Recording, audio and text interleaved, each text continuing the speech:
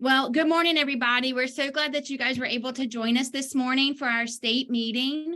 This is the second year that we've done a virtual state meeting, and it's proven to be, really helpful in getting some information out before the conference because not everybody can go, or like last year where people couldn't go with rain delays. So anyway, thank you guys so much for joining us today. I am Carrie Caruso. I am the college counselor at Mount Carmel Academy in New Orleans. I think I've met most of you at some point, but if not, this is who I am. And my co-chair for this is Allie Pearson. I'll let her introduce herself. Hi, good morning, everyone. I am Allie Pearson. I am really excited to be here with you this morning. This is my second year co-chairing this committee with Carrie, and I'm an independent educational consultant. I've actually worked on the college counseling side in Louisiana for about the past 20 years and just went out as an independent 2 years ago. And so I appreciate you being with us today. We have a lot of really great information that you guys have asked for, and anyway, we'll go ahead and get started. So thank you for being with us this morning. Is Shannon on? Yes, I think she is. Perfect. Good morning, Shannon. So this is our agenda for the day. Oh yeah, sorry. No, that's okay. That's okay. This is going to be our agenda for the day. No big deal. And then take it away. So go ahead. I'm going to introduce Shannon. Shannon Barrio. She is on the SACAC board, and she is going to share some information about a new initiative that we think is really exciting, and we would love to get your help sort of promoting this. And also it says the same thing on mine. On my side, it says that it's still loading. The presentation is showing us loading on our end. Okay, well, thank you. No wonder why. Okay, sorry, technology is super, super great. So hold on one second, everybody, while I try to get our screen sharing capabilities back going.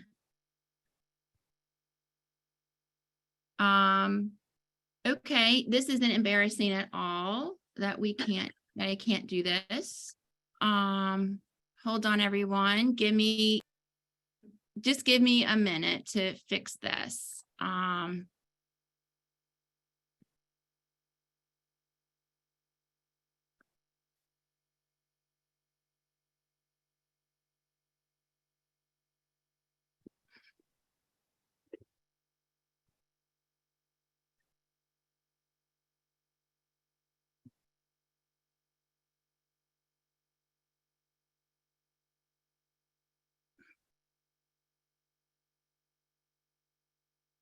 Okay.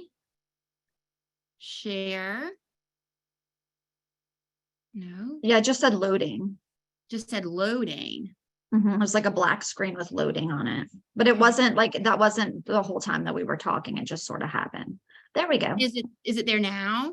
Yeah. So just share the slideshow. Perfect. It must have just been like a little techie glitch. Now is it there now? So is it there now? It's there now, but it's not as the slideshow. It's like as the slides, which is fine. So can we just do this operate this way? Because when I do slideshow, it's saying, okay. Yeah, we can definitely do it this way. Nobody, I don't think anyone cares. Okay, good. So yes, here we are. I will just minimize some of this and we'll go from here. Thank you. Okay, take it away, Shannon.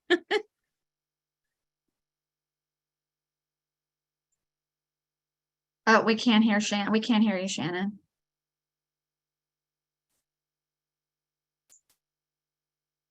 Shannon, are you there? We cannot hear you, though.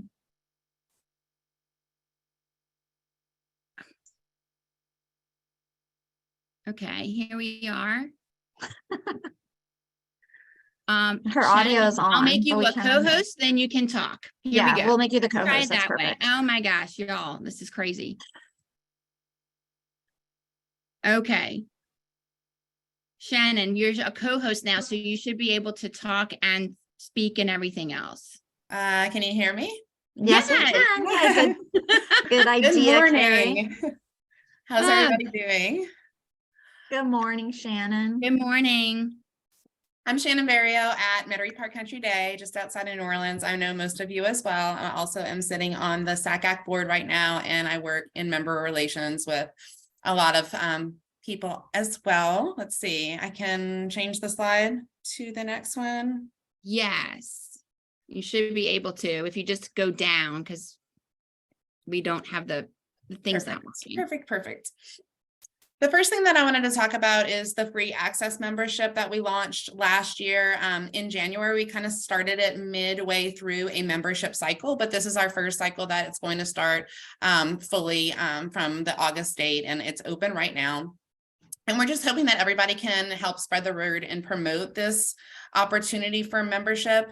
It's specifically for public high school counselors and college access counselors in community-based organizations. And so that's going to be anyone, faculty and staff in those organizations that work toward college access with students. It is not for private high schools that fall under a nonprofit status. Many of our high schools will fall in a nonprofit status, and there's some language in the free access membership when you register that mentions the nonprofit 501c3 status, but that's in relation to the community-based organization. So it would be really helpful if you just spread the word. I've been telling, keep a printout, and I'm happy to send it out after with the membership and the opportunities for engagement. And I give it to college reps when they're going to public schools or making visits in the fall. That's an easy way to kind of pass it along to public school counselors to spread the word. Perfect. Thank you so much. Perfect. We're going to call on you later in the meeting to talk about a few other things as well. We would now, if Renee is on, we'll make you a co-host as well, Renee. We've invited Renee Hartley. We've actually moved the agenda around a little bit. Renee does have to catch a flight later. She thinks she'll be fine with her time, but we have posted her email here in case you do have questions for Renee. It's probably better for her schedule if you email her instead of popping them into the chat. But Renee is here with some updates about ACT and some questions that we have been getting just about sort of how, especially like how ACT is reporting when you send scores after the test date. So she is here today to just sort of share some updates and some helpful information on her side of things. Thanks, Allie. Can you hear me? We sure can. Good morning, Renee. Good morning. I'm gonna try to share my screen and see if this works. Let me know if you can see my screen. Yeah, perfect. Yep. Thank you. Okay. And let's see. Also, can you see it? No, you can't. You can. What can you see right now? It's like side-by-side slides. That's what I thought. Yeah, I don't want that. I'm gonna do it the same way Shannon did it. Okay, we're gonna keep this here. Perfect. So I'm gonna do the best I can to answer questions and hopefully give you guys information that you're looking for. My name is Renee Hartley. I am a director now at ACT with our state partnerships group. I used to be an account executive and worked just with Louisiana schools, and now I'm working with more states and departments of ed. So I will give you at the end of this presentation your new state contact. If you have any questions, of course, you can still reach out to me, but if you have any questions related to anything ACT that your school or your district uses, or just any questions about students, scores, all that good stuff, I'll give you her information at the very end.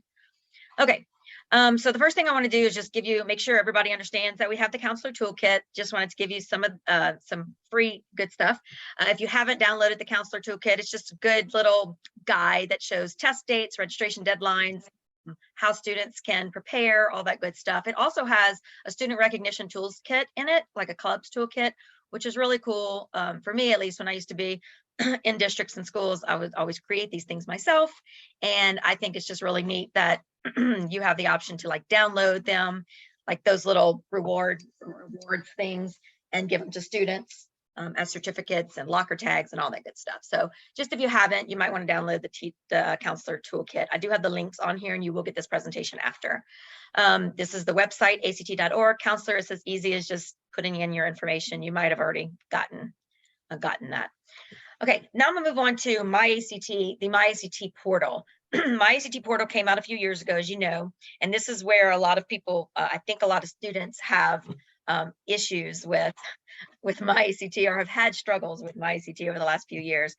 We are ironing out a lot of the kinks, which is good.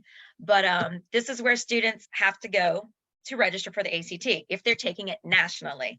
If they're taking it at your school, obviously that goes through the state or it goes through your school or district.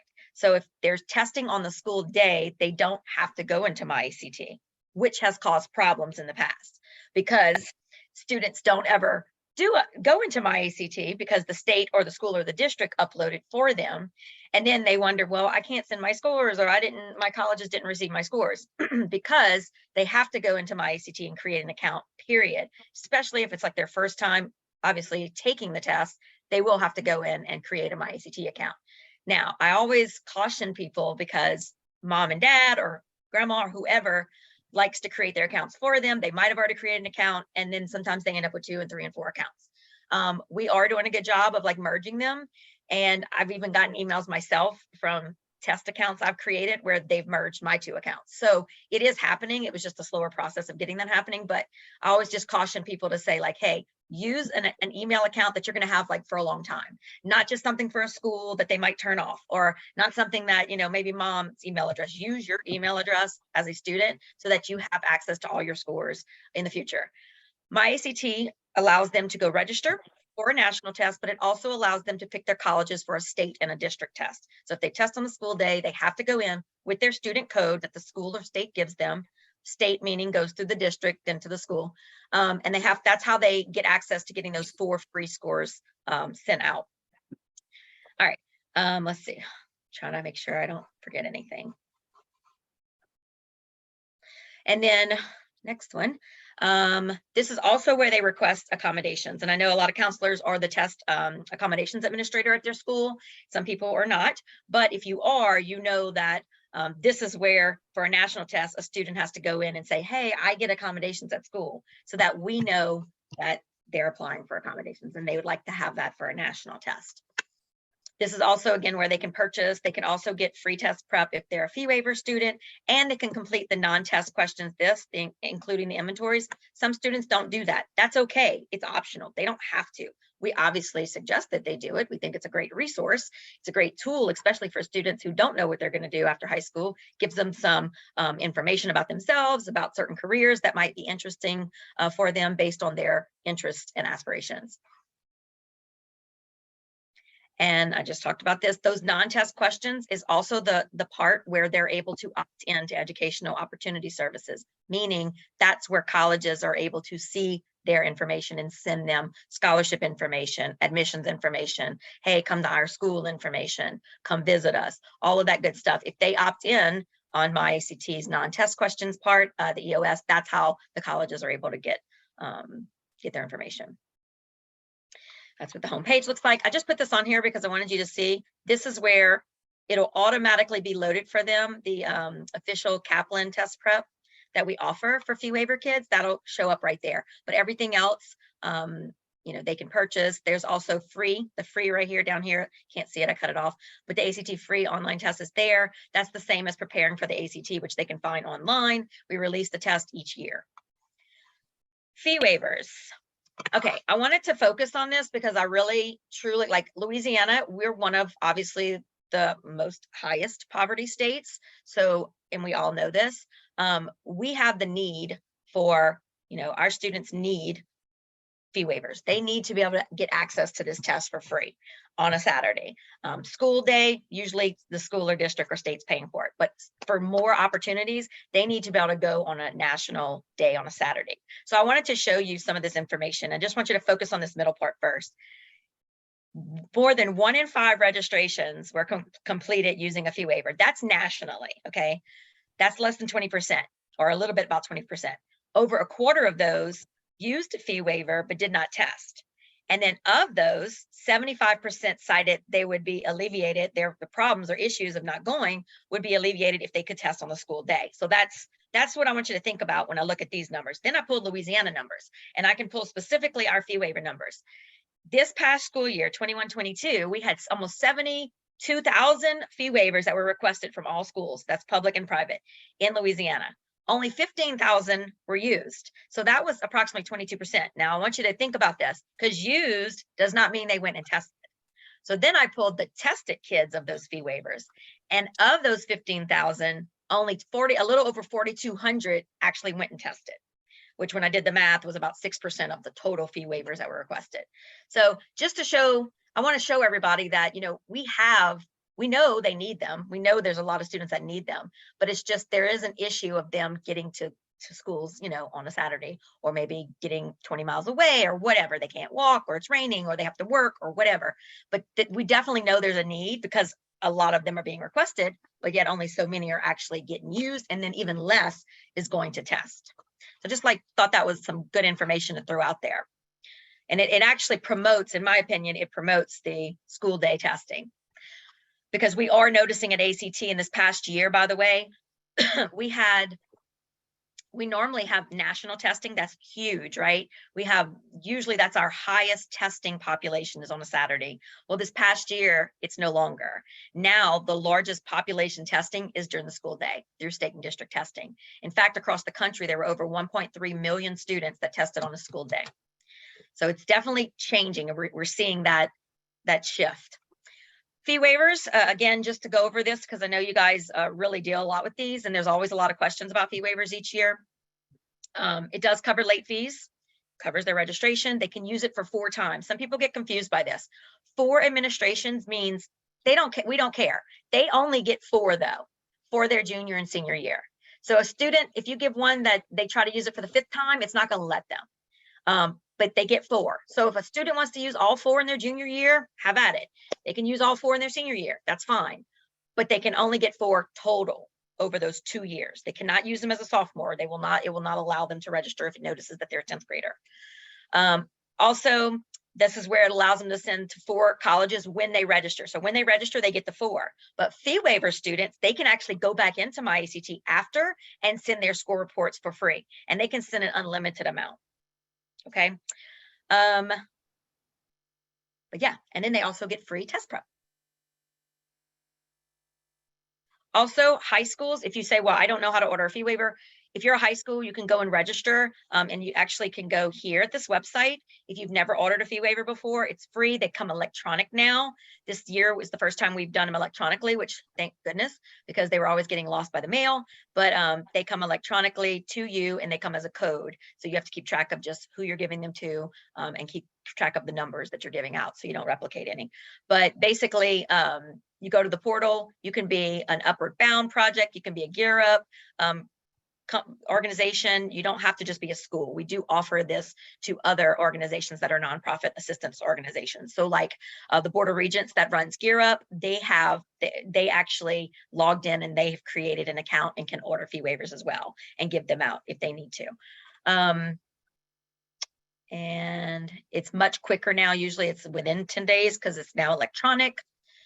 And also I just pointed out at the bottom in yellow, fee waivers are different than vouchers. So some people get these things, these 2 words interchanged and they use them the same.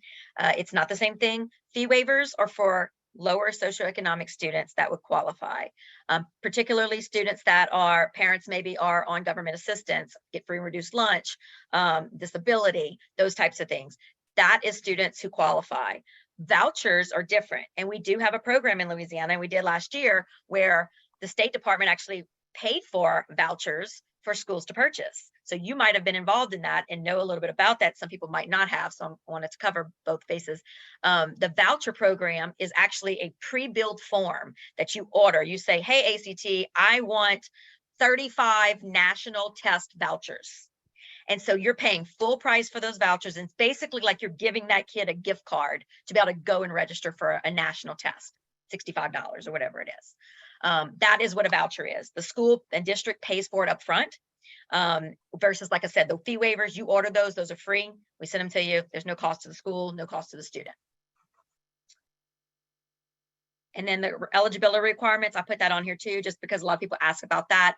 What does it mean to be eligible? How do I determine that, Renee? I don't want to ask a parent for their income. I agree. I would not do that. I don't think we can do that. anymore. And a lot of places we don't collect free and reduced lunch percentages or income levels anymore, because a lot of people are on E-rate, or their whole school's free and reduced lunch technically. But that does not necessarily meet the eligibility requirements for each student.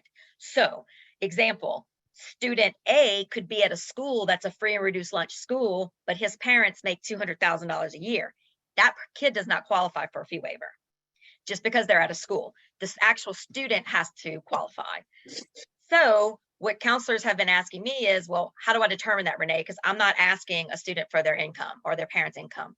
I agree. And so I tell them what I would do is, most schools know the students who are either on government assistance or parents are on government assistance. But if you don't, just, talk to them and say, hey, if you think you might qualify for a waiver, come and see me. And then when you see a student, maybe talk to them one-on-one and say, or a group of them, and say, hey, if your parents get, government assistance, if you guys get food stamps, if parents are on disability, Social Security, those types of things, that would qualify them. So that would be enough for me. I would just mark it down and just keep a record of that. We want students that are eligible to use these fee waivers. That's the whole idea of this.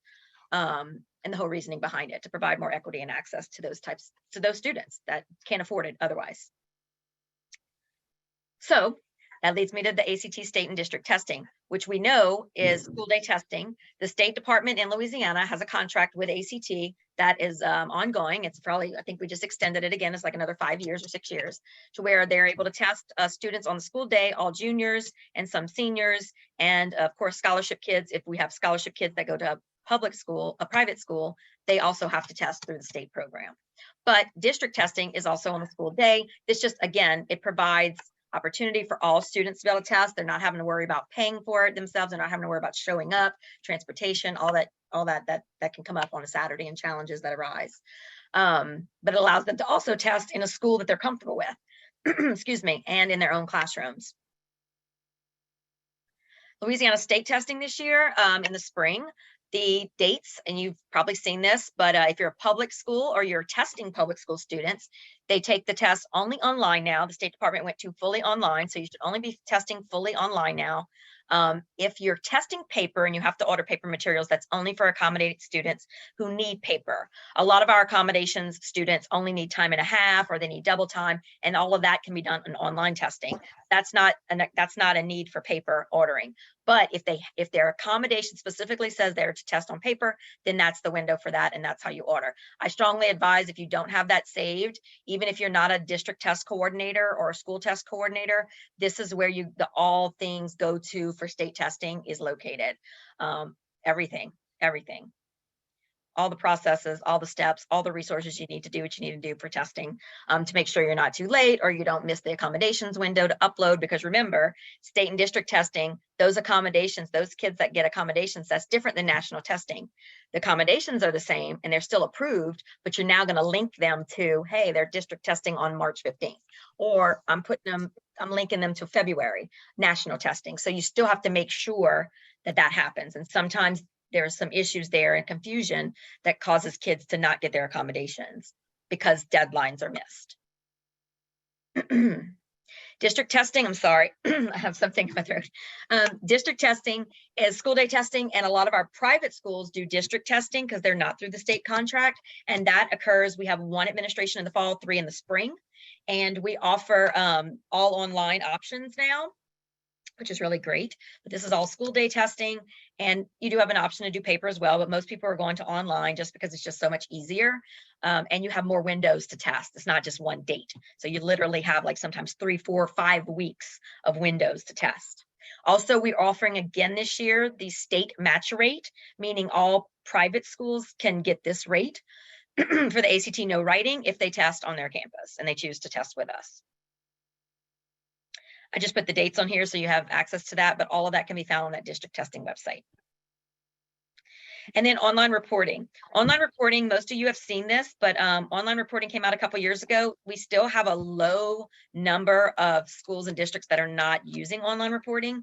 This is where all your ACT scores come from, students taking a state, a district, or a national ACT test. So if you don't have access to online reporting, you definitely need to log in and request access. It should go to your principal or your superintendent, and they will approve you.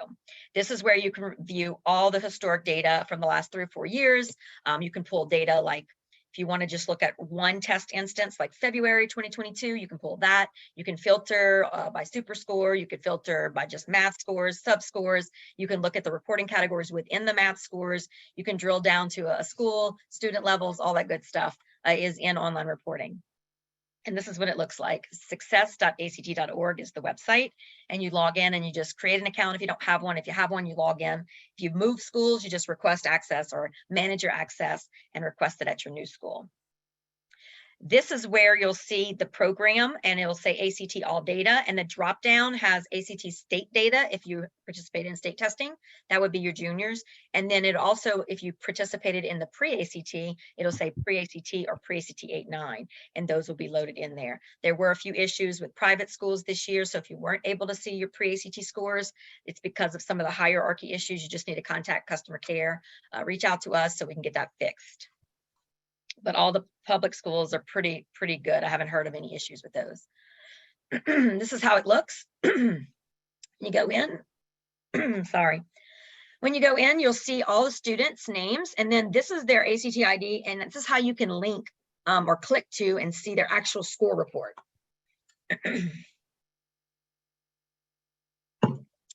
So if you notice, I had filtered here and I put super score. It doesn't come out like that at first. You actually have to go to options and you have to select that you want super score to show up. But once you do that, then you can see super scores if you're interested in that. We do offer super score now. You know this, we did this in the last year or so. We started providing super scores to students and on their score reports. When you click on the ACT ID, it'll pop up and it'll look like this. You'll see their actual score report. Students are not able to download their PDF version of their score report. That's not an option. I don't know if it's going to become an option. It was supposed to become an option, but it doesn't seem like that's happening anytime soon. So the issue has been coming up, at least I could say, to where schools are like, well, I need their score report because I need to submit it for dual enrollment applications, or I need to submit it to LOFSPA or whatever, or a college, etc. Few things there. Okay, number one, LOFSPA gets a file from us multiple times a year from ACT for all scores. There are some those scores that aren't sent because it depends on when the student might have tested. If they'd have tested maybe late in the summer or midsummer, you know, they're reviewing files and we don't produce that July file until sometime in August or whatever. So some of those June and July scores are iffy. And sometimes if a student has one number off on their birth date or their name or something like that, it'll kick them out and it's not going to send LOFSPA. They don't have a match. So they might have four things and they're like, well, who is this student? Who's this score for? But we do send them a data file a few times a year, and they get all of the ACT data for all the students in Louisiana. The other thing about colleges, we also provide colleges through our Encora platform. They get scores. So colleges, there is a person at each college. They might not know that person, but there is a person that can have access to the data. And in fact, there's even a way we have notifications set up for the colleges and the admissions to where if they want a notification every Wednesday that a new score has been put in, they can get that. And they can go pull those scores from those students. So they do have access to that. I think there is some communication that is not maybe out there right now to where that is available, but it has been available for years. And we do release files of ACT scores to colleges. If that student put up that college code, they're going to get that score. So if they put 4215 Louisiana Tech can go and see that student's score from any test instance that they put their college on, But here's the super score line. And then again, that's the score report. You guys have all seen this before, but I'll tell you this too, because somebody asked me recently, you can download all of these. Now, right now, there's not an option. I know it's frustrating, but there's not an option to it would be nice if there were little radio bars over here where I could click on certain kids and download just those, but there's not.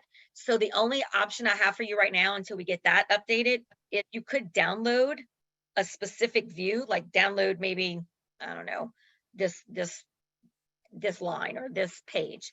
Download these or download the whole file where it's 400 pages. And then when you go to save it on your computer, don't save all 400 pages, just save like the pages you want. If you only want 4 students, just save those pages. There are little ways around it that doesn't cause too much pain, but it is a little bit of a little loops you got to go through to get to where you want. But that is the update from that. The Encourage, our Encourage part of our company that does higher ed stuff, they also have something called My Options. You might have heard of it before. You might have heard me speak about it also this summer or at LACRO workshops earlier in August.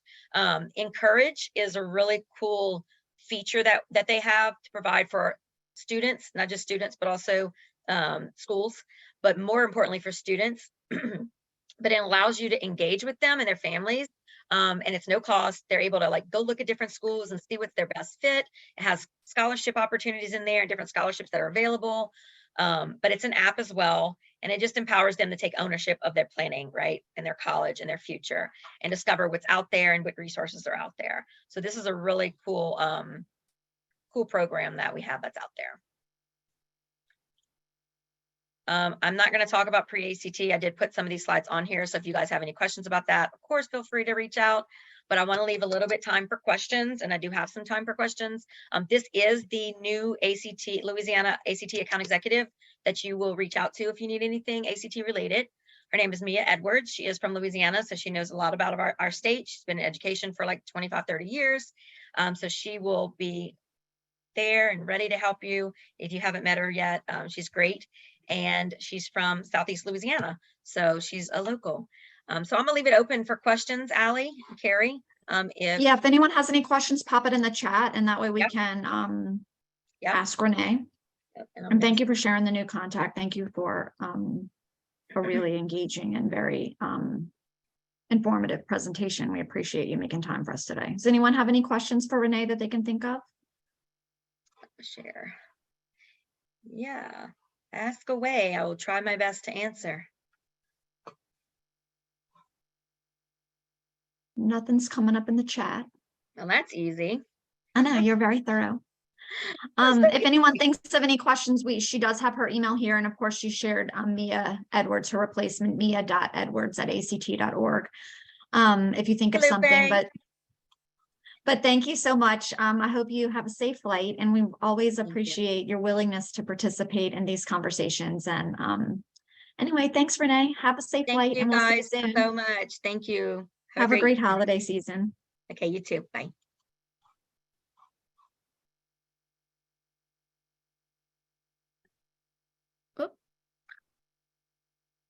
So we're now going to hear from a few members of the Board of Regents on the kind of shifting of admissions requirements at our state colleges, and also the shifting of placement requirements. And this affects class of 2023 and beyond. I think we've all heard to some extent some of the changes, either through conversations with reps ourselves or directly with members of Board of Regents. But here today to share with us is Dr. Lupe Lamadrid, who's a senior policy analyst with the Board of Regents. One of my most favorite people in the world. But anyway, she's such a terrific resource for all of us. And so I'm going to allow her to move us through her presentation, and that way we can ask questions of her at the end for clarification and for just kind of making sure that we best advise our students or our applicants when it comes to the criteria for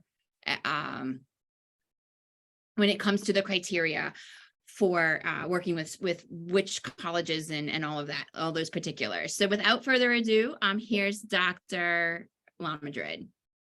Oh, thank you so much, Carrie. And I'm so gratified to see so many friends amongst the group today. So thank you, thank you. Unfortunately, Allison and Tristan are both traveling.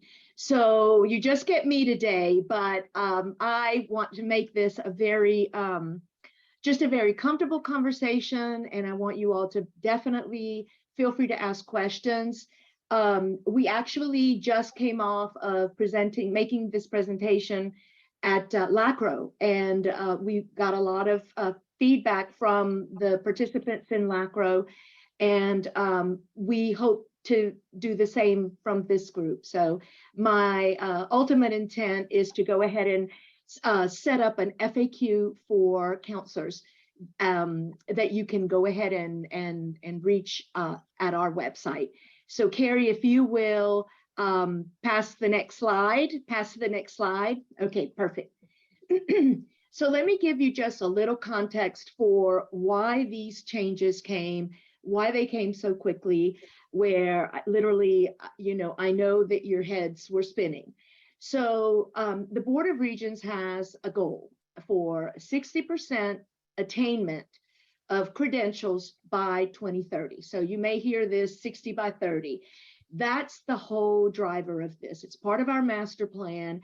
And basically, if you look at on the right side of the slide, or actually my right of the slide, what we need are, in order to fulfill the number of positions that will be available by 2030, we're going to need annual completers at 85,000, at a level of 85,000. So our gap right now, if you look at the annual completers, which means your graduates of any certifications, certificates, associate degrees, bachelor's degrees, was at 43,000. So basically we've got to double that number. And so the admissions and placement criteria, you'll see, have some really opened more pathways for students to attain these credentials. So let's go on. Without further ado, we'll go to the next slide. So we have, in looking over all of these criteria, one of the items that we were really not utilizing for admissions purposes was dual enrollment. So Carrie, if you'll go to the next slide, what we've done is I've basically kind of cut up the policy into different pieces. So right now, this is the newest piece of our policy. So many things did not change, but there were some very significant changes. So we've got, as you'll see there, you've got your flagship LSU, your statewide, Tech, UL, and UNO, your regionals, LSU A, S, McNeese, Nichols, Northwestern, Southeastern, and Monroe. And then we've got a new category of HBCUs, which are Grambling, Southern BR, and Southern New Orleans. So, but I want to call attention to that blue square that's kind of catching all of those blue items in there. And what this is that we have now added completion of an associate's degree or early college credit. And you'll see by the flagship, by statewide and regional and HBCU, those all have different criteria. So for example, and this is not something that I think we'll see right away, but this is what we are working towards. Completion of an associate degree is the same at all the tiers of the universities. However, at the flagship, if you complete 18 early college academic credit hours with at least a 2.5, so that's dual enrollment, 18 hours of dual enrollment, then that is one of the pathways that students can use to be admitted to LSU. And of course, they have to meet minimum placement requirements, but we will talk about that a little later. Right now, we're just talking about admissions pathways. Then for statewide, which is Tech, UL, and UNO, you can be admitted with an associate degree or 15 early college academic credit hours with at least a 2.25 GPA. And then for your regionals, an associate degree or 12 hours of early college academic credit hours with at least a 2.0. And then at our HBCUs, an associate degree or 9 hours of early college academic credit hours with at least a 2.0. So that's really big. And we're very excited about the possibilities of that. When you're looking at providing pathways to students, and you've got students that perhaps don't do well on ACT, test or things like that, or any standardized tests, or even our other options for placement, this is really this is a very helpful thing to have for students. Then again, you'll see here the way that the policy is set up. For all the institutions, you can have either a GPA on the core, the 19-hour, 19-unit core, or an associate degree, or an ACT of a certain level. So that's kind of what we're looking at and what has been approved by the board with respect to admission criteria, opportunities for students. Now, with admission, they also have to meet placement, but as I mentioned, we'll get into the nitty-gritty of that a little later. So if we'll go into the next slide. Okay, so one of the things that also is we're trying to be very receptive to the institutions, to the mission of the institutions, and we understand that there are schools, some of our regional schools, that have extremely robust dual enrollment and cross enrollment or co-requisite courses that they're teaching to help students be admitted. So whereas the flagship and the statewide admits have to meet placement requirement for standalone math or English, our regional schools have an option. So they must meet the minimum placement criteria for math or English as it is in the policy, or they can have up to 2 deficiencies in English or math, but they will have to take a co-requisite course. And I'll get into that a little bit later. Co-requisite courses are courses that nationally, these courses have been developed over the past 20 years, and Tristan Denley has done a tremendous amount of research. But essentially what co-requisite courses are courses where you have your math, the actual course that you're taking, plus at least 2 hours of supplemental coursework that takes place concurrently. So it's essentially a 3-hour course plus your supplemental coursework. So for students that are interested in going to a regional institution, they do have this option. Now, as I said, I'll go into the specifics a little bit more, but we wanted to make sure that we accounted for students that had 2 deficiencies in the English and the math.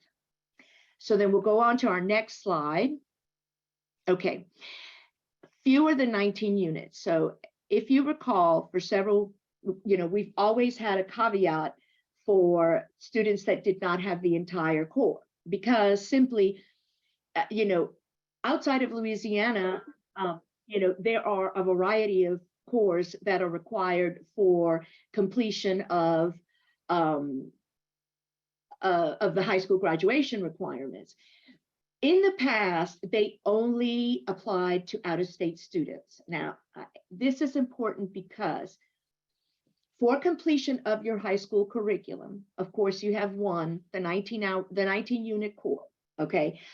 But if you have students that have 17 or 18 units of the core, of course, the cumulative GPA of 2.0 for high school graduation, and one of these options that are listed in these blocks. So for example, a core GPA 0.5 higher than the institution minimum, or an ACT composite 3 points higher than the minimum, or early college courses with a GPA of 0.25 higher than the minimum, or 2 of 3 additional institutional requirements that are noted in section B.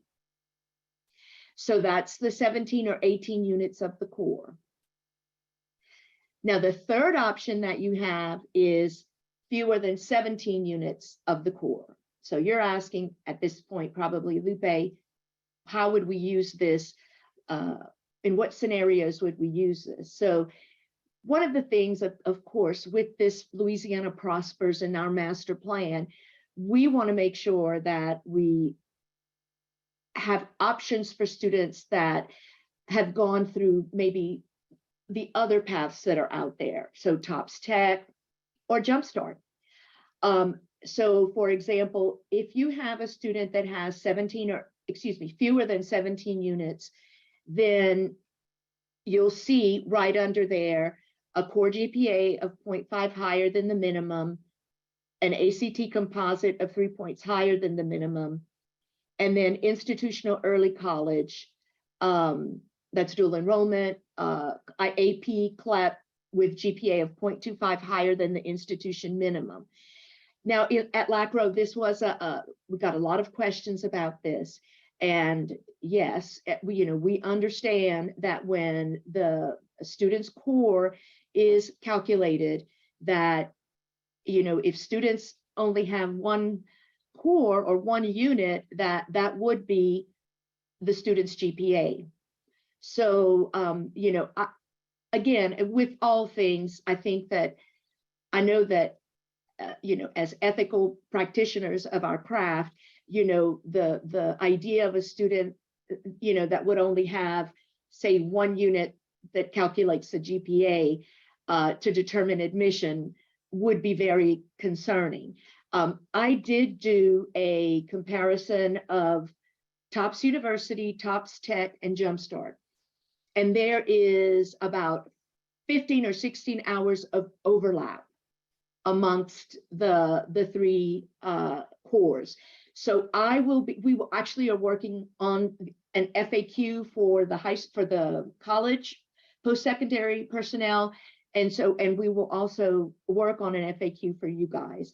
So I wanted to let you know that we would have that, because I know that there will be, the policy and the practice of that policy, are two different things, or can be two different things. So Carrie, if we go on to the next slide.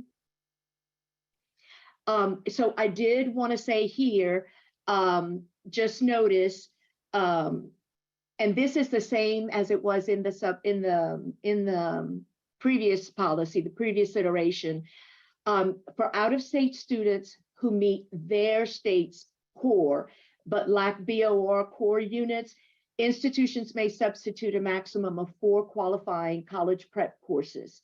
And this is mainly for our post-secondary institutions, but just in case you get an out-of-state transfer, then you would be able to advise them that, yeah, we could definitely work with the institution to address those courses. We also have additional requirements for international students. Again, we're not going to hit those. We're just basically, I understand my audience is primarily an in-state audience, and we will have additional webinars in the future to look at all of the different populations. Okay, next slide, please. Oh, and then I did want to share, okay, high school equivalency. There we go. So this is the final sort of pathway. And I know that we received tons and tons of questions about that, but we are accepting the minimum, okay, if we can go back to that, yeah, the alternative high school credential.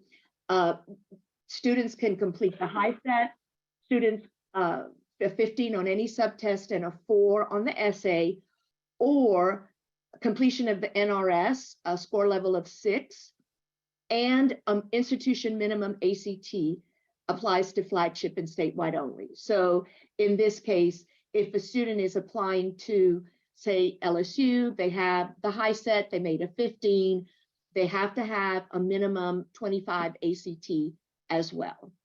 So that gives us an opportunity to work with students who maybe took an alternative high school credential path. And also at LACRO, GED will be added to this list shortly. So kind of be on the lookout for that. All right, so oh, I see.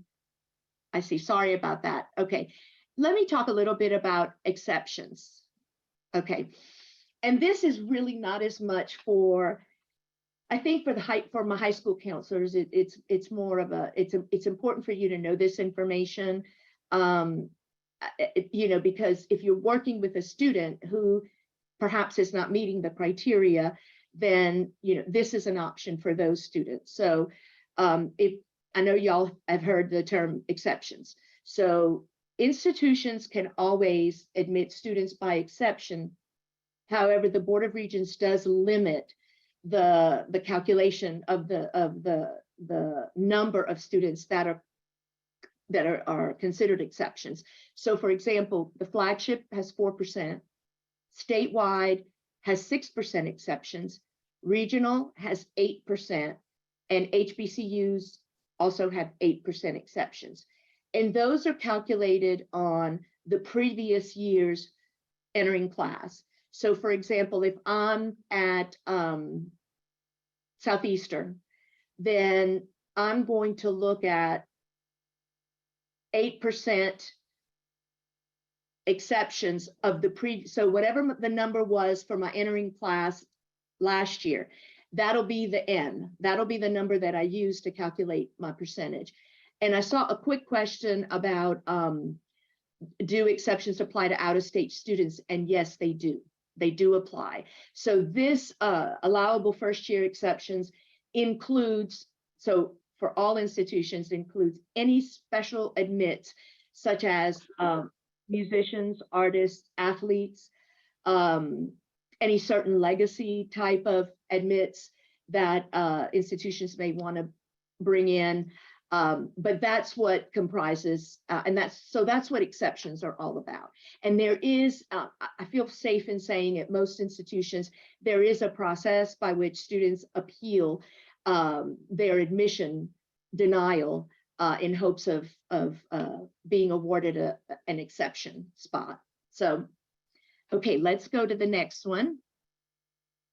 So y'all heard me mention co-requisite, and I briefly touched on it. So if you'll move the slide forward. Okay, so, as I mentioned, and this is for my counselors. So if your high school students, they're, get a letter from from their post-secondary campus, and they're told that they have to take a co-requisite, this is what it is. It is their, whatever math or English course is their college level course, plus supplemental instruction.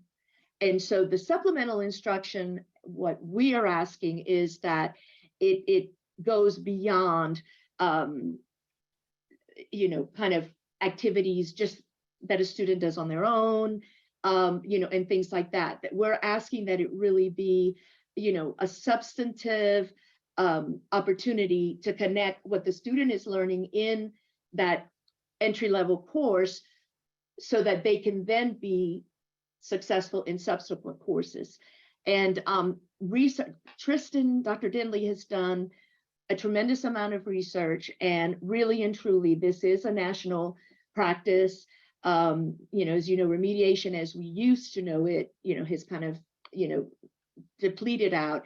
And most of the research shows that students who participate in this co-requisite support course alongside the college course, so at the same time, concurrently, that those students tend to be much more successful than students who took the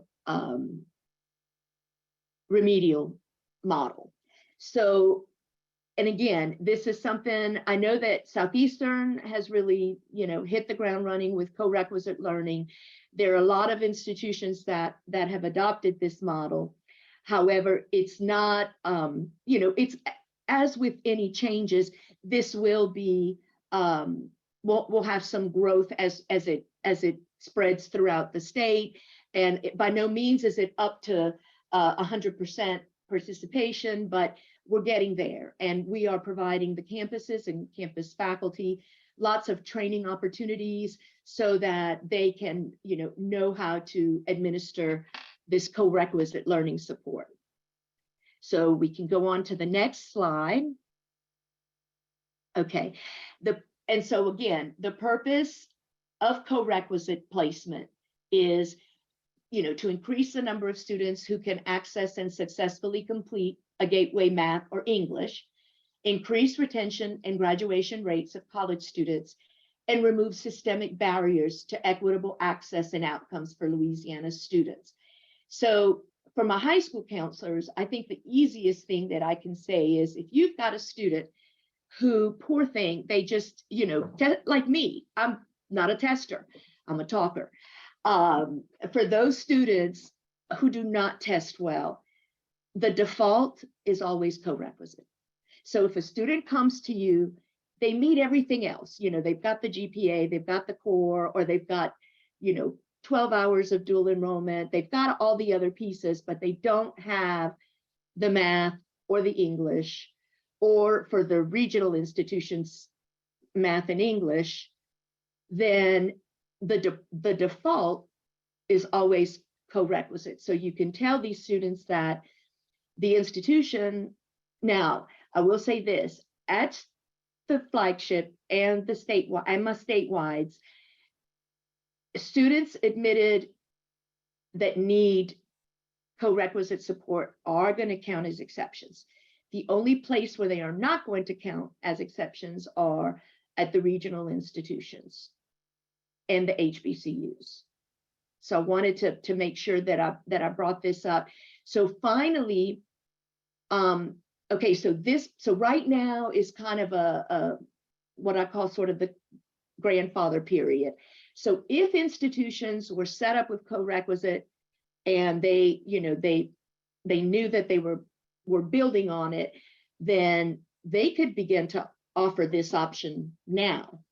But the effective date is next fall of 2023 for math. So and so this is the university's responsibility. They must have the co-requisite courses in place for math by fall 2023 semester, and then for English courses beginning in 2024. So there's a little bit of time for English. Math is 2023, but as we all know, unfortunately, a little bit over the majority of our students are not college ready in English and math.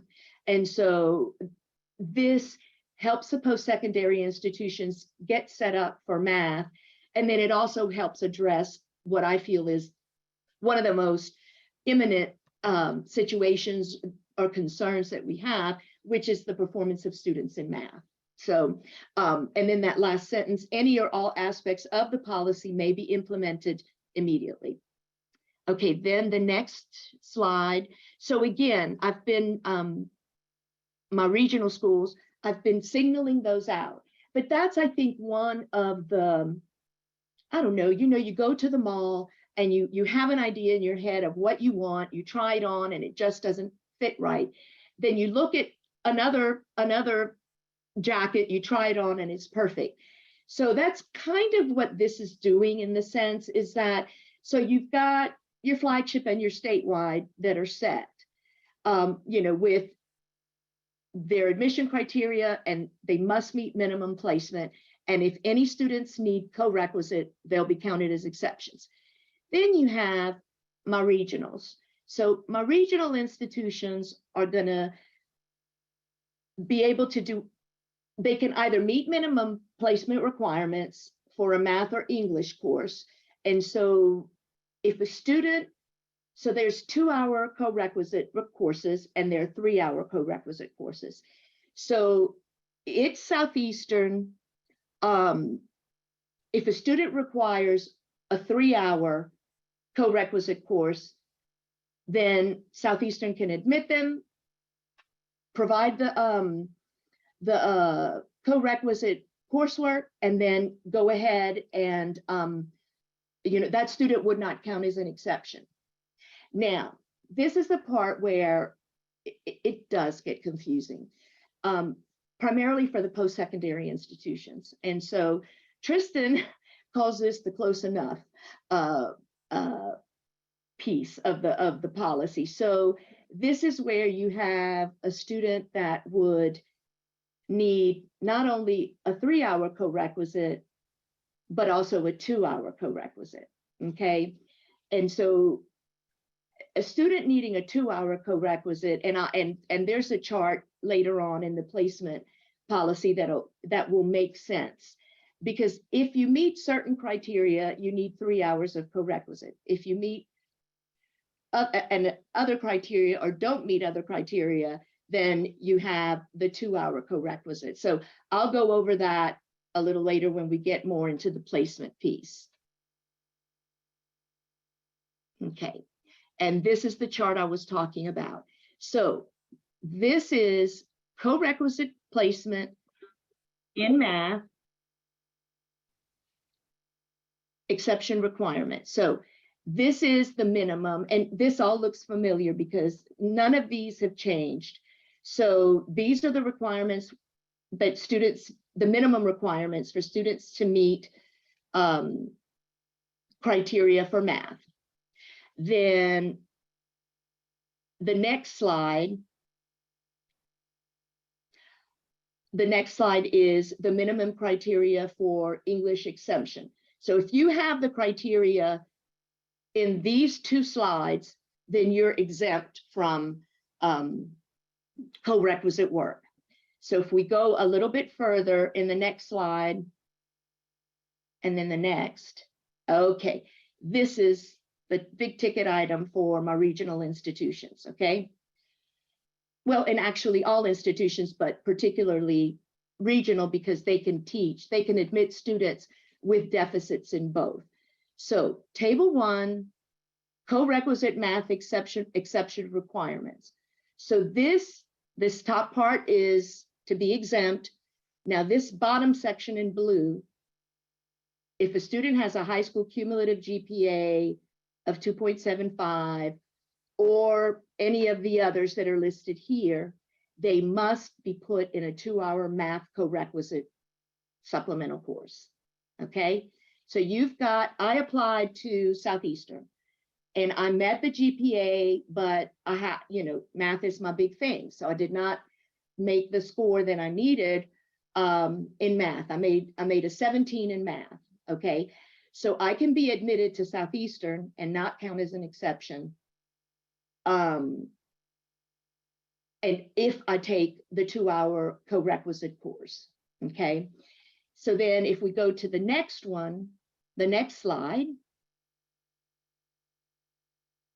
Okay, here is my English exemption requirements.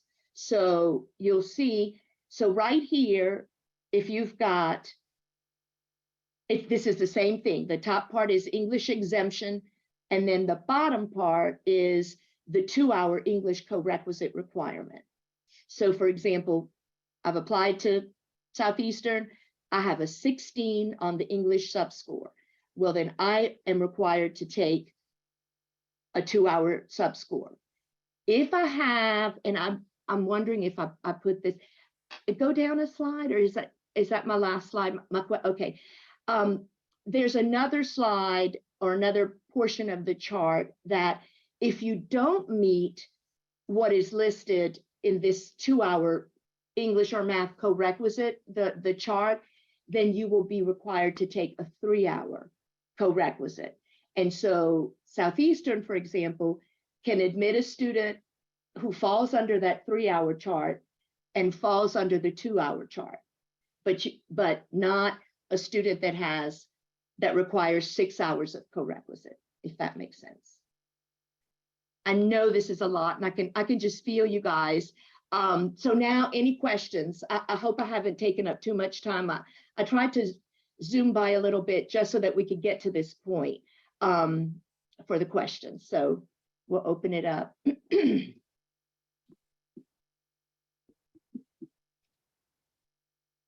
And yes, we are going to make a copy of this and send it out to everyone. And then I'll make sure to include in there the links to the policies so that y'all can have that information.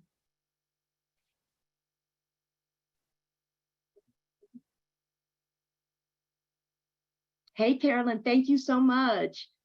And I appreciate this, and I will come anytime to talk with you. If you feel that we need to have another one, we're more than happy to do that. Just let me know, just let us know. I really, really appreciate this. Thank you. You're welcome. You're welcome. Well, I've got the FAQ from LACRO and the FAQ from this meeting. So I'm hoping that I can get something up for y'all by early next week. Are you sending out this this presentation and with contact information so that we know who to contact when questions do come up? Yes, absolutely, absolutely. You can always, well, I can, in fact, Carrie, how do you want to handle this? I can send you all the documents with my email address.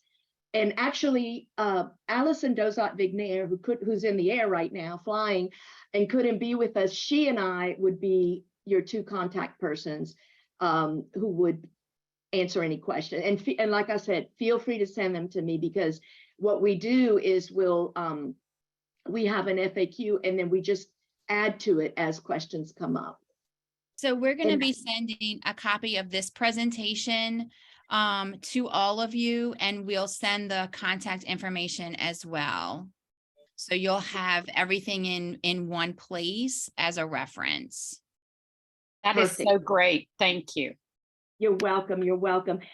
We do have a question. What is the definition of early college academic credit? Well, let me do that part of the question first. So early college academic credit is what we're using to serve as the umbrella term for any pre-college credit opportunities like dual enrollment, AP, CLEP, IB. So all of those fall under that. So a student with, say, 15 hours of AP credit can use that as their mechanism for admission. Louisiana is the state with the most amount of CLEP credit hours. So, you know, students can use that as well. So yes, so great question. And then the second part of the question was, if a student takes a math course at a technical college that falls on the articulation matrix, will that count?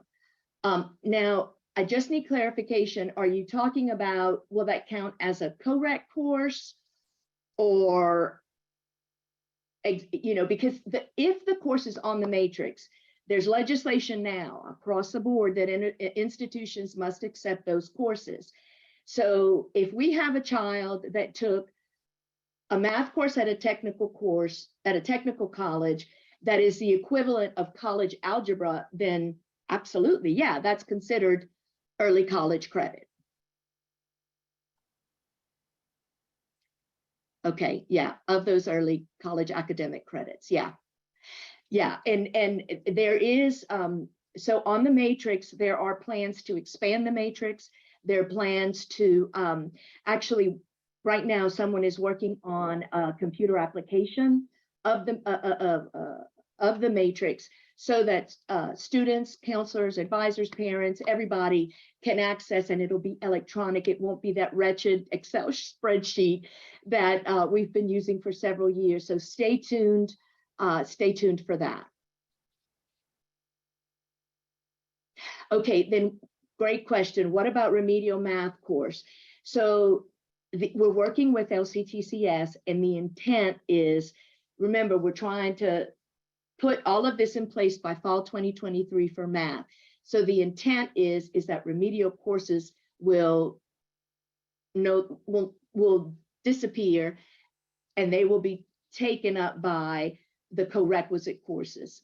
And so the course numbers that you see on the matrix won't change, because if it's, you know, math 101 at the institution, the whole notion is that you want the co-requisite supplemental is part of that. So it's not two separate courses. It's not like it's been where you have 3 or 4 remedial courses that build up to the actual college level course. I hope I answered your question.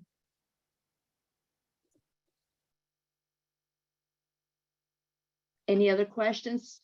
I don't see any in the chat. Well, thank you, Lupe, so much for giving up your part of your morning and for being here with us and for helping us understand how the layers of documents work together.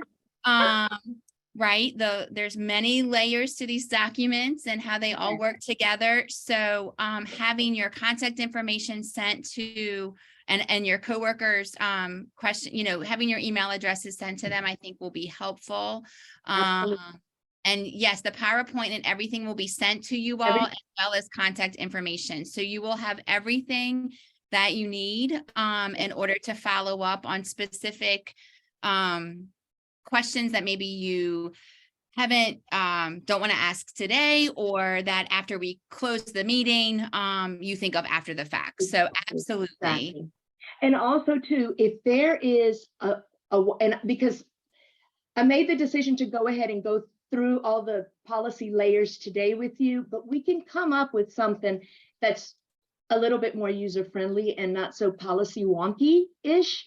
And so Carrie, if you will just kind of test the group to see if this is something they would like from us, we can definitely come up with some additional materials that you can use to parents, because I know, Yes. parents, so if something, just let us know and we can develop that for you guys. Yes, and I'll also send you something that I've started to draft that simplifies the labyrinth of for my school's purpose, right? But I know that there's other layers to that for depending on what other schools, school population is. Right. So I will ask, this conversation is not over, as you well know. And I think just the more simple we can make it for ourselves and for families with the Board of Regents' help to simplifying that information so that it doesn't appear as clunky or as legally sounding is going to be super helpful. So thank you for your partnership in that. And we look forward to something new for us in the future. Count on me. Thank you so much. And Board of Regents appreciates everything you do tremendously. So thank you, and love you guys. We'll talk soon for sure. Thank you, Lupe. Thanks, Lupe. Bye. So next up, and I appreciate everyone's patience with this, but that's a big topic right now for our state. And so I think it's important that we all get a big handle on it, especially as things evolve.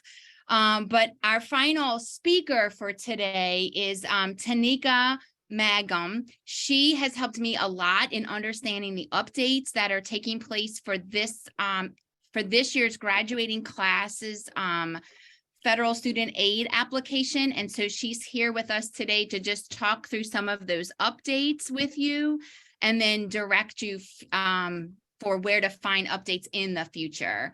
So without further ado, I'm going to hand it over to Tanika.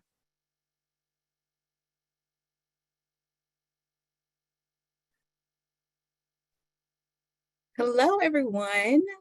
I'm so excited to be here. Thank you so much for inviting me.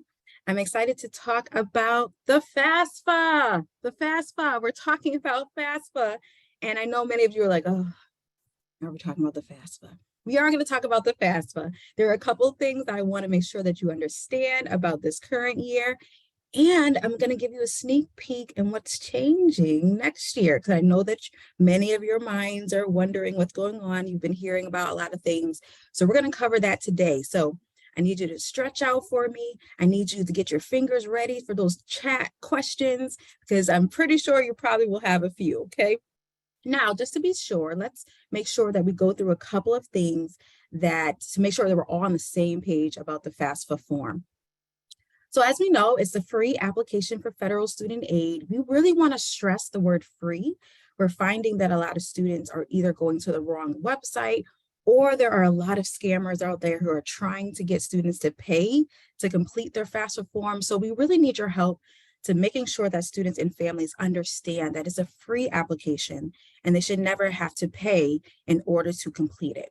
So let's talk about preparing for the FAFSA. Of course, You have to be a U.S. citizen or an eligible non-citizen, which means that you do have to have a social security number or an alien ID number. They do have to complete secondary education, so whether it be a GED or a high school diploma, in order for them to be considered for federal student aid. Okay, we really want to make sure that students understand that. Where to complete this FAFSA? FAFSA.gov, okay, FAFSA.gov. That's not .com, not .edu, not .org, not any of the other sites. We're only doing .gov. Now, it's important to note that they can do this on a desktop and on their mobile device. So it is accessible via your mobile phone as well. FSAID. I really want to take a little bit of time here about the FSAID because we have seen a lot of complications with this. Now, it is the username and password that they must have in order to start their FAFSA application. Now, we encourage students to complete their FSAID first, mostly because the Social Security Administration has to verify their Social Security number and their alien ID number, which could take up to 3 days. So this is why we want students to go ahead and create their FSAID. Here's where we get the hiccup. Many parents, as it was loaded, I think Renee had talked about this, has said that sometimes a parent or a guardian will create a password for a student. And we don't want that to happen. We need a parent to create their own username and password and the student to create their own username and password. Please note, legal guardians should not be completing an FSAID. They do not have to provide their financial information. So if a student is not living with their biological parent or is not, or has a actual legal guardian, then they do not have to provide financial information. Only the student needs to complete the FAFSA application. I also want to stress that it's important that a student actually sign up with an email, a personal email address. We've seen a number of students who have been using their school address. And as we all know, sometimes their school address closes after they graduate. And it's important that they at least have access to all this information because they're going to need to complete this form every single year that they plan to be enrolled. Now, again, like I said, this is every single year. So this is important that students be prepared for October 1st and beyond. Now, people always ask about the deadline. When is the deadline to complete the FAFSA? Well, it's not until June of next year, but we don't want students to wait that long, right? Because it depends on their financial aid packages and things of that nature. So although many students are asking about deadlines, we encourage all the counselors to say, try to get in before February at the latest, because we really want the schools to be able to provide them a strong financial aid award offer, and for students to have the time to also consider all their financial assistance. We have an IRS data retrieval tool that I want to make sure everybody is aware of. Now, this is going to be really key for what I'm going to be mentioning shortly about some changes, but this helps to sync tax information into the current FAFSA. It's also important to note that all financial information has to be prior year. So how the simplest way to remember that is that the first year that's in the application, so 2023 with this year, prior year, you just subtract by 2, which requires the 2021 tax information. So that's a key point because there's a lot of parents who have been putting in their current tax information, and we want the 2021. So key aspects to remember: dependency status. Please note that this is also another thing that can be confusing for a lot of families. We don't ask them directly if they're a dependent or an independent student, but we do ask specific questions to determine their dependency status. So if they are anything that is on the left-hand screen under independent status, they are an independent student. If they are none, not even one thing of what is on the left-hand side, they are considered a dependent student, which means it is required for them to have their parent information for the FAFSA. So that being said, we'll always get questions about, well, what if I don't live with my parents, or what if I can't get my parent information, or what if I have an unwilling parent? All of those things, according to the FAFSA, isn't necessarily a reason to not complete the FAFSA or to not provide family information. Now, a student can still complete the FAFSA.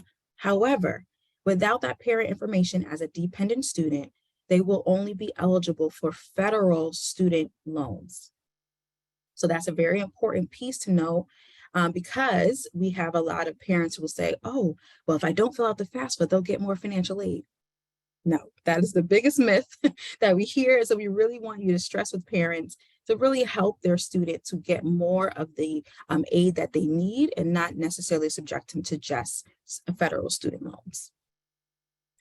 There are obviously some special circumstances. There are some things that make it impossible to receive the parent information for the FAFSA. We call these special circumstances or unusual circumstances. Now, again, they can complete that FAFSA. Obviously, it will note that they have missed or have not included their parent information. This will create a red flag on their application. Schools, when they're sent the FAFSA, will see that is incomplete. What we always stress, though, is that the student and the family should make contact with the schools after they've been accepted to say they have a special circumstance or reason why it was incomplete. We're finding that many do not make contact with the schools, and then they get a financial aid offer and they're surprised that they only get student loans, or they're surprised that they didn't get the aid that they thought they would have. So we're telling them to be proactive. All of that communication should be directly with the colleges or the institutions that they are choosing to consider to apply or to be admitted to. So the FAFSA process, just in short, before we jump into the new stuff, is completing the FAFSA with an FSA ID. Both parent and student, if they're an independent student, is just that student will need to fill it out. That FAFSA is completed and is sent over to the institutions for consideration.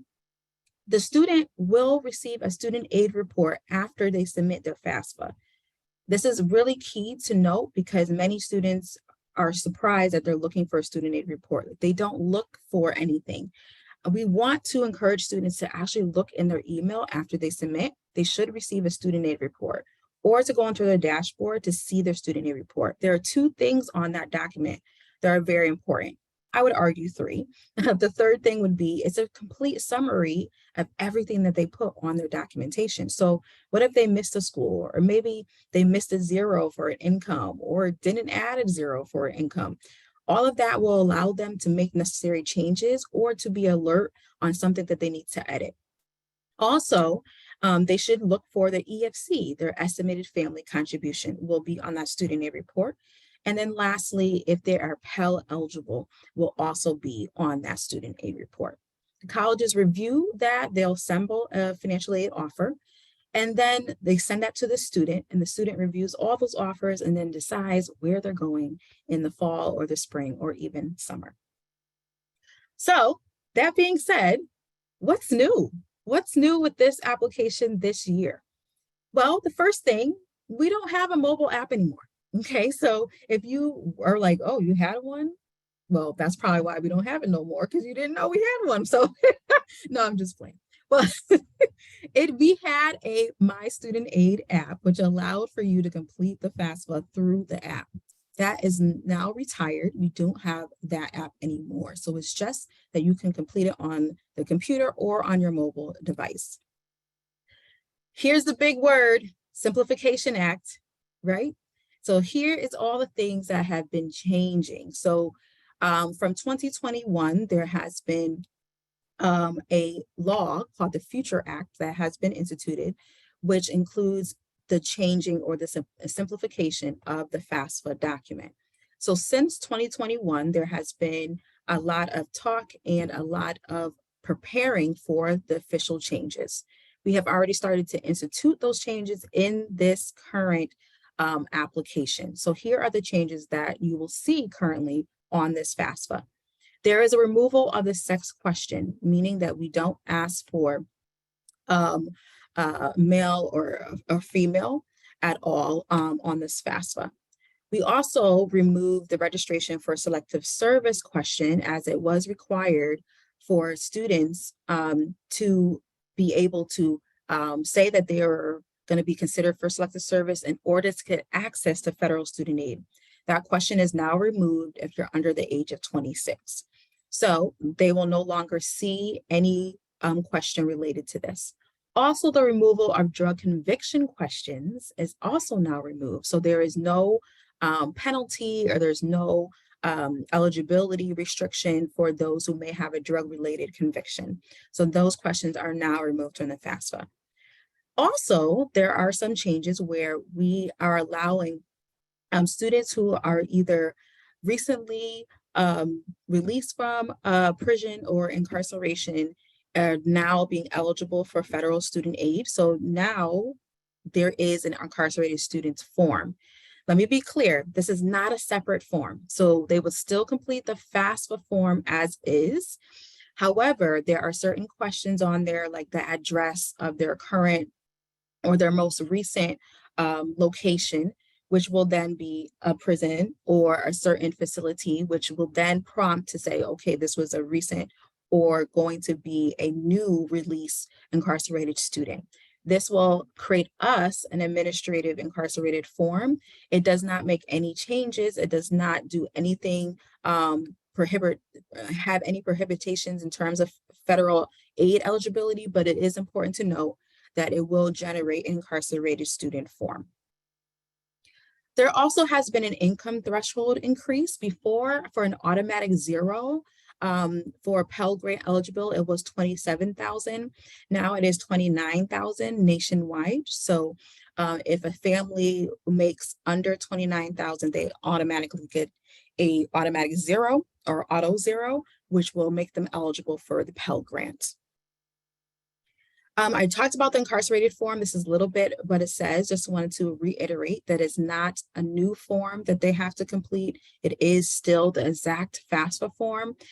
So those who work with students of incarcerated or recently incarcerated students, they would still help them to complete this form as is from FAFSA.gov. There also is a change to the student aid report acknowledgement. This is just to alert about special circumstances. So before, as I just said, that we really want to push the proactivity of students and families to make contact with their schools if there is a special circumstance or if there is a change in income or status. That's very important, again, because we're asking for 2021 data. So if there has been a change in 2022, that won't necessarily be reflected from the 2021 data. So we encourage all students and families to make direct contact with their financial aid administrators at those schools, again, after they've been accepted and after they're considering those schools to make those adjustments directly with the school. There also is a new demographic survey. It is optional. So this is what they will see towards their end of their application. It will ask them certain questions that, again, are optional. So that gender question will be there. If they are transgendered, what their ethnicity is, all of those will be optional questions that are on the end of the application. But again, they can just continue and not complete this. It is completely optional. So we're talking about the glimpses. So that is everything for this current year. So that is everything that you will see in 2023-2024 FAFSA application. Now I'm going to give you a glimpse into what is changing, which is the complete reiteration of the FAFSA and the complete implementation of the FAFSA Simplification Act for next year, which is the 2024-2025 application. So perk up here, because there are going to be some questions. Again, this is very high level as a lot of this detail is not officially out yet. But because I love you all so much in Louisiana, I decided to give you just a little clip of what to expect so that you can be prepared. Now, please note we're going to be doing training materials and all of that. So you will see either my face again or someone else from Federal Student Aid to really go into depth about all the changes for this FAFSA, and I will also alert you, but I'll also tell you where you can also receive those alerts. So the very first thing is there are going to be a couple of question changes. So the first thing is prescriptive questions. So there are going to be opportunities where a student or a parent could actually fill out additional information that might be needed, but there also are some ones that say, okay, this was already answered last year, we can just pre-populate. One of those is our homeless questions. So there are 3 homeless questions that are on the FAFSA. They won't necessarily disappear, but they will be removed for new, for those who've already filled out the FAFSA. So let's say they completed it in 2023-24, because now we're talking about 24-25, and they did answer yes for at risk of being homeless. They won't have to ask the new question again. It will auto-populate the response into their new application, and it would just ask them to confirm that it is indeed still accurate. This will allow them for their eligibility to be considered independent quite easily and help them to transfer through the document more seamlessly. There also will be 2 new questions. They're going to be questions on race and ethnicity, and there will also be questions on gender identity. Now, these are only going to be used for data purposes. With the Future Act, what I encourage everyone to actually go read, they were very specific about what questions we could and could not ask on the FAFSA. So this is a government mandated questions to be asked, and these are the 2 that we do not currently have on the FAFSA that will now be added to the FAFSA. This is not, and I repeat, this is not limit or inhibit or prohibit any form of financial aid eligibility, these 2 questions. Another thing that you will see is Pell lifetime eligibility use restored. So basically, as we all may know, that the Pell eligibility is limited to 12 semesters or the equivalent of 12 semesters. There have been some circumstances where students were not able to restore their Pell after those 12 semesters, even though they had specific circumstances like the following. Say a student was unable to complete a course of study because the school closed. If a school has closed, they will be able to restore their Pell eligibility and still receive Pell eligible grant, even though they may have been closed or have completed by then, but because of a school closing, they were not able to complete a course. They will now be able to have access to that Pell Grant aid. Another one is, let's say that they were falsely certified as Pell Grant eligibility or had used their eligibility. Now that will also be restored back to that student to be able to continue that. And also if there was a loan discharge due to a borrower defense. So again, if there is a school that was found responsible for irrational or incorrect billing or just loan recipients, and it was a loan discharge, a student will still be able to restore their Pell eligibility for this. So you will see a little bit of this for students that you might be working with who are already in their pursuit of post-secondary education. Okay, everybody take a deep breath here. Yeah, this is one of the major changes that people have been hearing about. This is one of the major changes that people have been asking about. So I'm just going to give you a quick glance here of what this could possibly mean. So as we all know, the EFC, the expected family or estimated family contribution that we've all been doing for the last, well, I'm not going to let you all date yourself, but you know, okay, is now going away. It will now return back. We used to have a student aid index for those who may have remembered. It is going to be returning back to a student aid index, but more elevated. So there will be no longer be an expected family contribution, but it will be an SAI or a student aid index. There is a new equation. So that new equation will be for need will equal cost of attendance minus that student aid index minus other financial assistance or estimated financial assistance. So that means if a school is providing additional grants or aid or whatever, that will be subtracted from the equation to give them their equaled or their balanced need. So all of these are new concept that we will now have to reteach students and families on how this works. So let's go a little deeper here. So how does this necessarily work? One of the major shifts that will be instituted with this FAFSA is that DRT data retrieval tool I was talking about transferring your tax information to the IRS, it will now be automatic. To be fair, there are going to be specific sections that IRS and the Future Act has explicitly languaged what specific things that we can capture from a tax IRS data transfer. And that will be called your FADDX. So these are specific questions that can only be transferred into the FAFSA. Now, let's be clear that you can probably assume that there will not be the same or certain things that we've asked for the last 20 something years is not going to be the same wording or the same type of things that will be in this transfer. So there is a bit of fluctuation that needs to happen here. And so this is why we're taking this time to really transition into the transfer, because there are a couple of things that need to be changed. Assets will mostly stay the same. However, child support that was received in family farms and small businesses are no longer excluded as an asset. So therefore, they will now have to be reported as an asset on the FAFSA form. Also, with the student aid report, you are able to get a negative number now. So it won't just be 0. You can actually get up to a negative number of negative 1,500.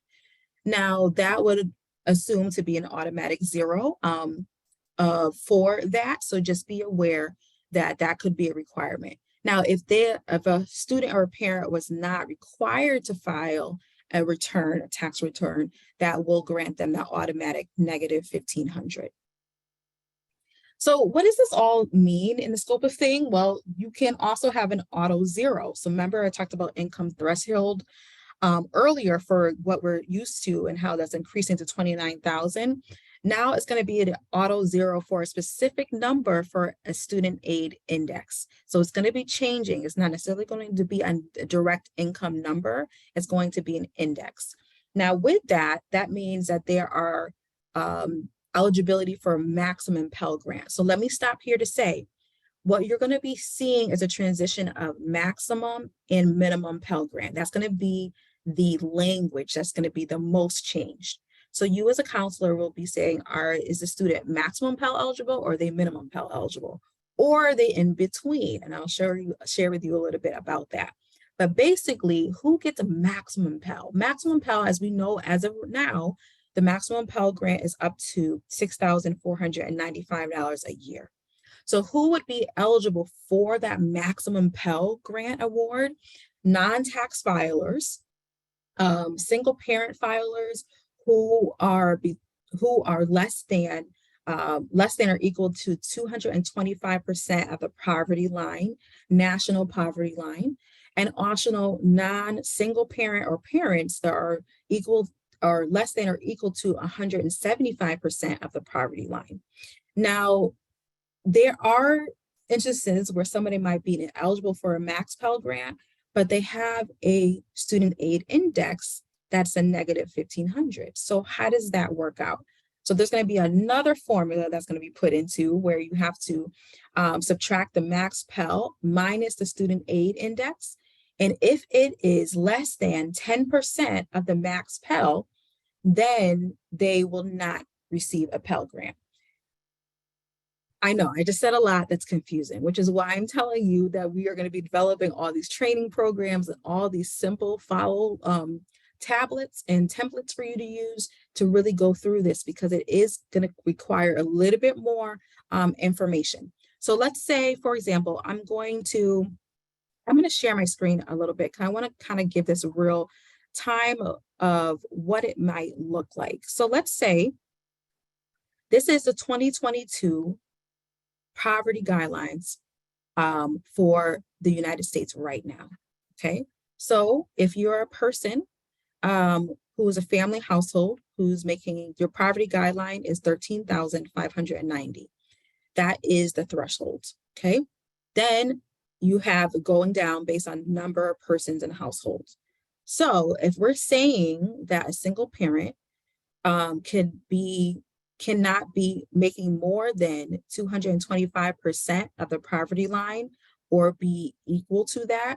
That means, let's say the single parent is 2 parents. So single parent and they have a child. That means that 18,310 times 2.25, which is roughly around $41,000. So that is the max income that they can make in order to receive maximum Pell Grant, for example. Okay, so this just gives you a little bit of where we're going with this and how it's actually going to be read with a lot of the different formulas. So just keep that in mind. Again, more information will be coming on how we actually do that and how we calculate all of those things, but I just want to give you a view of what we're talking about, okay?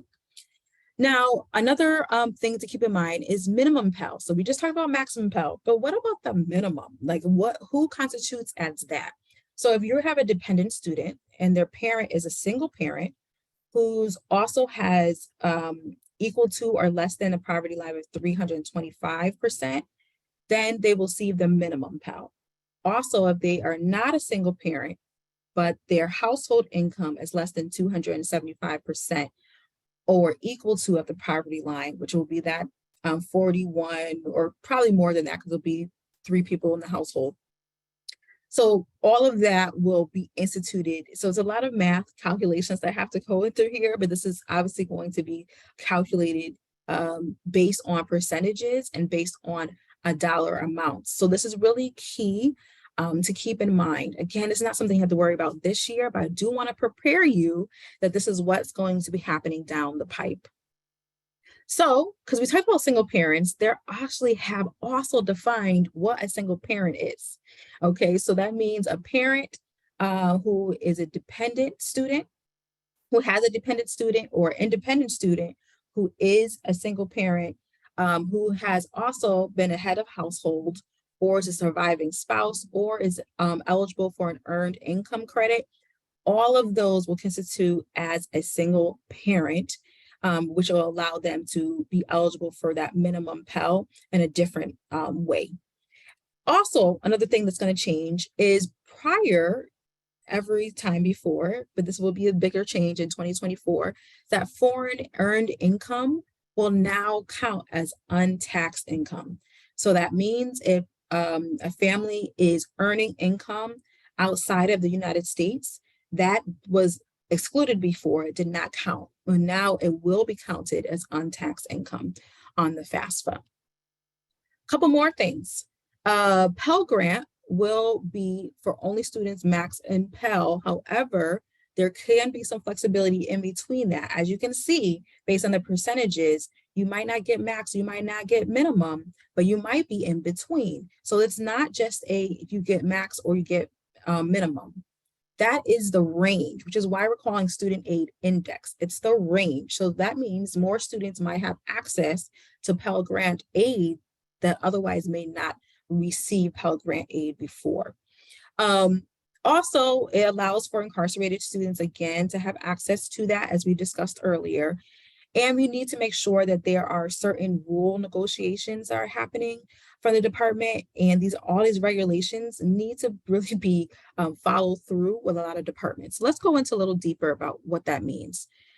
First thing to note is that it's very important that you read the appendix of the FSA handbook for this upcoming year, because there's a lot of terminology and a lot of content that not necessarily worked between the two. And so they had to do some adjustments to that. So I encourage you to download this on your computer and have it handy in case you need to look at the appendix and see how things are being defined or redefined for the new FAFSA. Also, understand that there will be a distinction between special circumstance and unusual circumstance. Special circumstances, again, are going to be based on specific things that will prohibit a student from providing parent information. But then there's also unusual circumstances, which might not necessarily fit in the scope of a special circumstance, but it is determined by the college or institution to determine that by their own professional judgment, or what we call PJ. Okay. Another change, probably a big one that people weren't expecting, is that for independent student, one of the requirements for independent student was you had to be married. Now, if they have selected that they are married, they would have to provide their spouse's name and social security number for the FAFSA starting in 2024-25. So that's important to note. That is a major change that we have not seen in years, but the FAFSA will now ask for the name and social security number of the student's spouse. Yes, there's more changes. That's right. You thought I was done. No, we got 2 more slides of changes here. So here we go. So it's important to note that there are some dependency overrides, which means, okay, you were a dependent student, but because the student has reached out to the college and they said they have these special circumstances or an unusual circumstance, a college or institution has the power to do what's called a dependency override, which means that they can make a dependent student an independent student. Now, this is based on, again, professional judgment. There are a ton of different documentations that I would encourage you to go and look up this case number to see all the different types of documentation that is accepted. So that can be everything from a financial aid can document their conversation that they have with a student. It can be everything from a conversation with a lawyer. It could be a conversation with a school social worker or a counselor. All of those types of different documentation, which can help support a student from being classified as a dependent student to an independent student. Also, for divorced or separated students, this is another major change. So prior, all FAFSA has said that the person who should fill out the FAFSA should be the parent who provides the most or who lives with the student the most. So whoever the student lives with the most is the one that should complete the FAFSA. That is now changing. Now it is the one who provides the most financial support. I know, right? It's like, what? Yes. So that is going to be another major change. So that is another major change to keep in mind as you're working with students for next year, and they might have divorced or separated parents. It's the one who provides the most support will be required to complete the FAFSA and to provide their information. Also, there is an assets exclusion now. So the maximum cutoff is 60,000. So if a person has assets that are below 60,000, they're automatically classified as someone of need, which is why we're calling it simplified needs. So that means certain tax schedules that they didn't complete or weren't required to complete, or they have less than 60,000, then they will be simplified as a need. Again, another page of changes, dependence of parents. So again, if those are living with and they receive more than half of their parents. So let's break this down. So let's say a household says, hey, we have 4 people in our household that I'm responsible for. It's no longer just who you're responsible for. They actually have to live with the parent. So there were times where parents would put, hi, I'm responsible for all of these dependents, but they didn't necessarily live with them. Now it's a requirement that they actually have to live with them and provide more than half of the support in order for them to be claimed as a dependent on the FAFSA or to be included on that. Also, household size is being looked at as well. So now it's getting pulled directly from Section 152 on their IRS code. So this is again why we're doing the automatic transfer. So that information will automatically come in. Again, if that has changed from that year, this is why they would need to make contact with their college or institution in order to make those adjustments. And then we also have a new category called provisional independent students. So these are students who have indicated that they cannot provide the parent information on the FAFSA. They will automatically be presented in provisional independent student. So instead of just automatically deeming them to only have access to federal student loans, now they will have the opportunity to be alerted, or the college be alerted that this could be a provisional independent student, and to kind of further inquire about why they cannot provide parent information.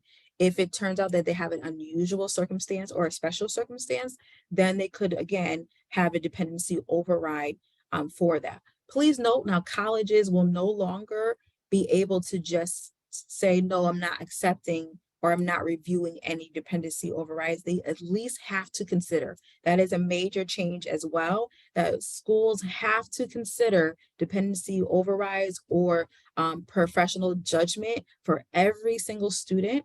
That does not mean that they have to make a change, but they do have to indicate that that there was a consideration.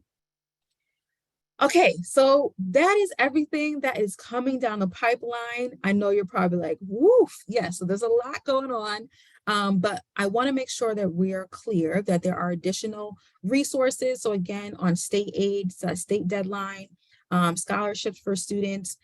But these are the two things that I really want you to focus on as counselors, okay? So I'm providing these direct links. We did do a federal policy update webinar on FAFSA simplification in every single slide I just went through. So if you really want to dive deeper into this and you really want to see how they're explaining this, what's going on, I encourage you to go back and watch that webinar. It was for our FSA training conference.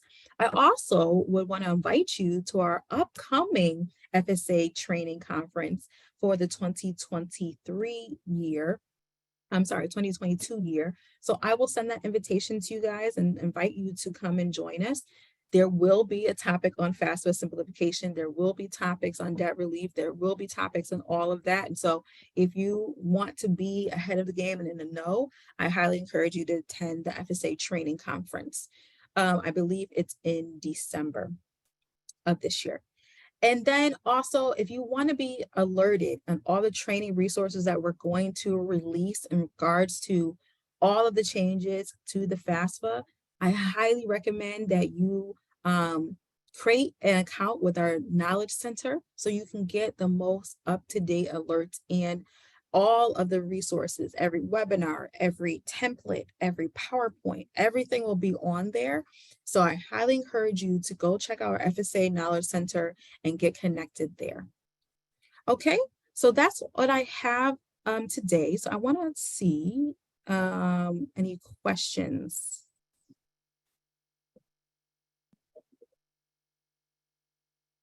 Yes, the PowerPoint will be sent. And because I want you to get all these links. So yes, the power will be sent. Okay, well, thank you so much for having me. I look forward to meeting with you all again for next year's, and good luck with this year. Thank you so much for helping all of our students and families to complete this FAFSA and to get direct access to the aid that they need. Thank you. Thank you so much for giving us your time and attention and for giving us some of these bigger updates. I know some of us are starting to meet with juniors and their families, and so they're asking these questions. So we really do appreciate all of that information and the wealth of resources that you have. So if you'll send me a copy of your presentation, we'll make sure to get all of that out to the folks here. So thank you. Thank you so much. So I don't know about you all, but this is nearing lunchtime at our school. And so we just wanted to remind you again that one of the some of the benefits of membership to SACAC include programming like this, having accesses to resources, etc. We're going to be sending this slideshow to all of you so that you have the links for the QR codes if you wanted to apply for grants or learn about some of the upcoming events, as like this event that's coming up on December the 8th regarding some of the ramifications and outcomes from what's going on in the Supreme Court right now. And so you'll have links for registering for that. The annual conference that takes place in that's going to be in April this year, along with the outreach project that's going to be a part of it. There's just other programming that's going to continue to happen, SACAC leads, or if you want to be in conversations with special interest groups, maybe even training for, if you're new to the profession, there's great training out there for new professionals or nearly new folks. And so we are going to be hosting things here in our state as well, like a drive-in workshop on March 28th. So if you're interested in presenting or want to get involved in helping, Legislative Day is going to be coming up. We're not sure when. It's going to depend on the schedule that they have up in Baton Rouge. Lots and lots of committees. I know Allie runs the mentorship committee. She'd be an excellent resource for helping you understand how to be a mentor, how to get a mentor.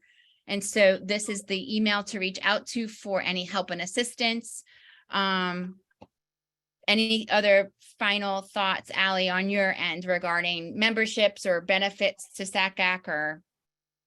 No, just a reminder, it's been such an incredibly educational and engaging presentation. Just a reminder, back to that first opportunity when we spoke with Shannon, that if you are a public school counselor and you understand and appreciate the benefits of SACAC, to promote this with, amongst your friends and colleagues and in your communities. I think that especially seeing how we have access to information, but also information early, has just been profoundly impactful in our community. So I just want to say thank you to our speakers and thank you to everyone who joined us today. It was a really great way for us to share information as a state and with one another, and to be together while we are, in our respective offices. And we hope to see everyone at the conference and at some of these events that are coming up. Well, thank you all very much. Enjoy the rest of your day, your weekend, your holidays, surviving November 15th, and all of the end of the year calendar year items on your to-do list. So thank you again.